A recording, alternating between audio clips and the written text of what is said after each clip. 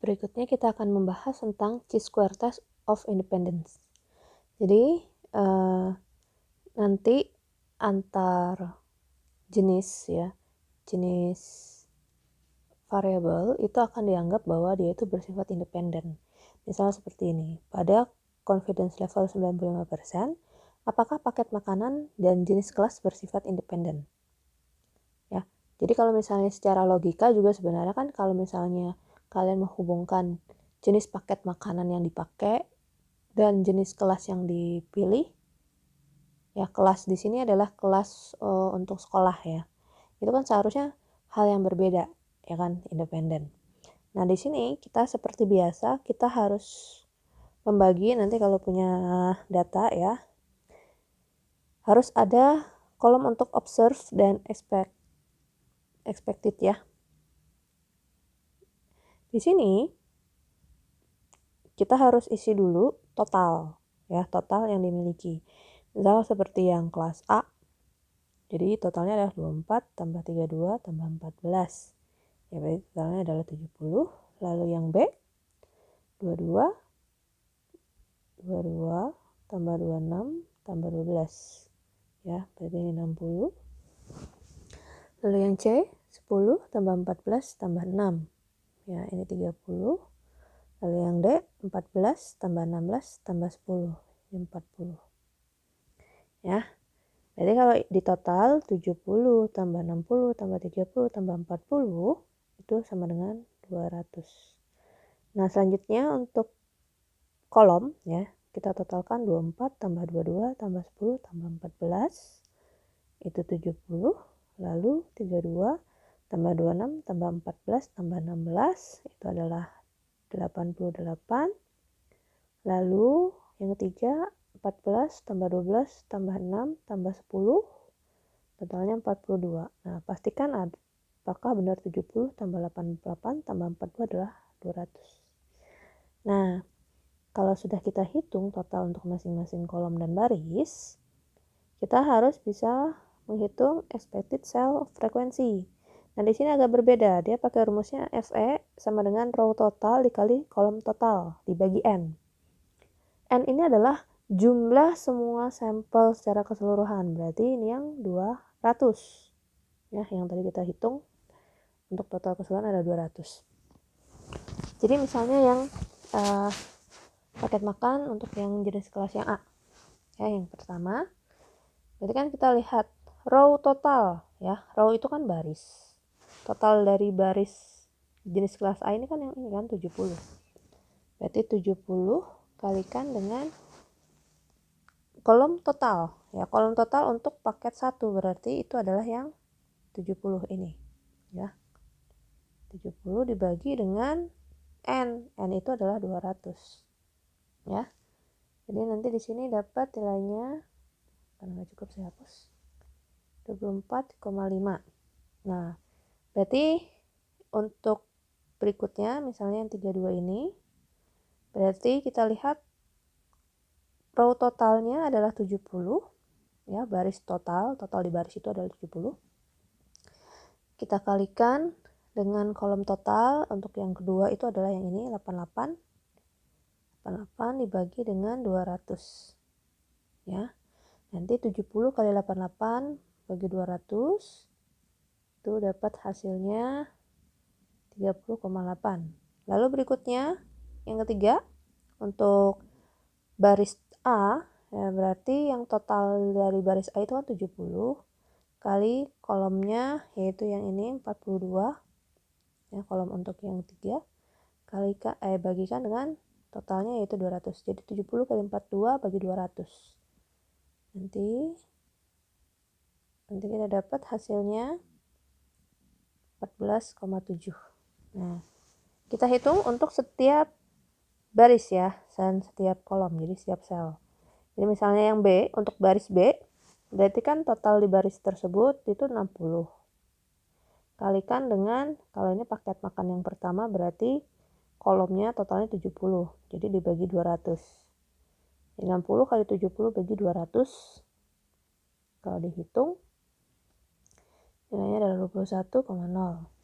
Lalu berikutnya yang jenis kelas B paket makan 2. Berarti kan di baris tersebut itu total 60, kita kalikan dengan 88 karena punyanya 2 dibagi 200.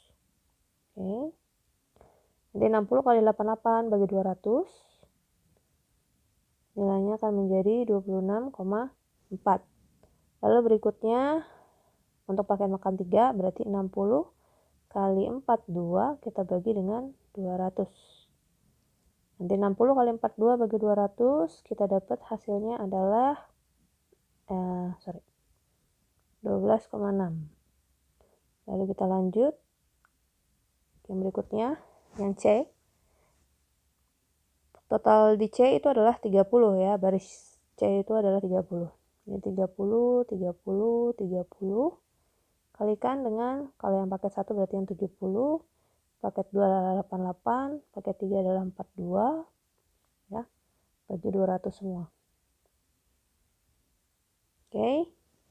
Nah, nanti 70 kali 30 bagi 200, hasilnya menjadi 10,5.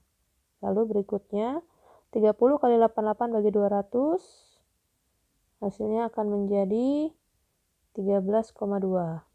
Lalu berikutnya, 30 kali 42 bagi 200, hasilnya akan menjadi 6,3. Nah, berikutnya, baris terakhir yaitu D.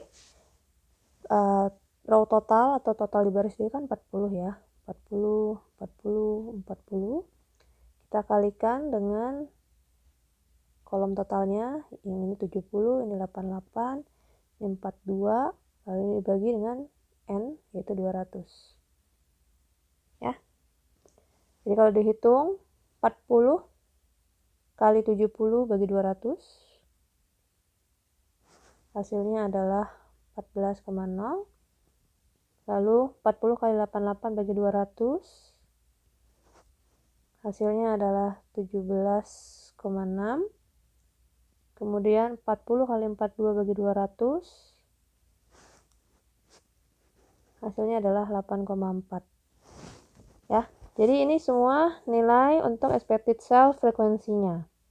Setelah itu kita lihat uji hipotesisnya. Dikatakan bahwa dia nanya apakah paket makanan dan jenis kelas bersifat independen. Oh, berarti kita bisa mengatakan ya, paket makan dan jenis kelas bersifat independen. Berarti tidak ada hubungan di antara paket makan dan jenis kelas. Untuk H1-nya berarti kebalikannya.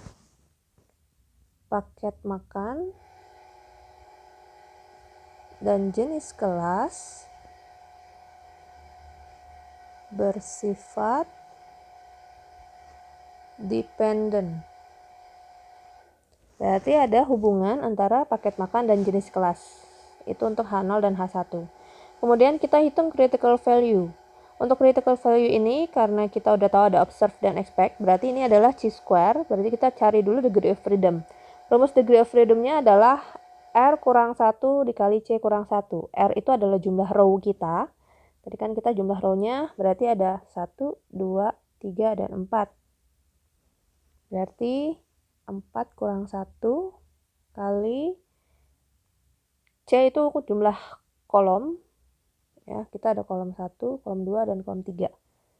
Berarti 3 kurang 1. Ya, jadi 3 kali 2. Berarti sama dengan 6. Jadi degree of freedom kita adalah 6. Jadi untuk chi-square alfanya, tadi kan kita dibilang confidence level 95%. Berarti alfanya adalah 5%. Alfa 5% berarti kita cari chi-square untuk 0,05. Dengan degree of freedom dia adalah 6. Kita lihat di tabel, nilainya adalah 12,592. Oke, berarti ketika kita membuat grafiknya, ya, akan menjadi seperti ini. Ini untuk chi-square, nilai titik ini 0. Nah, kita punya nilai 12,592, berarti kan itu gede ya. Anggap aja di sini. 12,592, berarti dari titik sini sampai tak hingga kita tolak H0. Tapi kalau dari titik 0 sampai titik yang itu, kita tidak tolak H0. Ingat, area dari titik critical value sampai tak hingga, ini yang kita namakan sebagai alfa.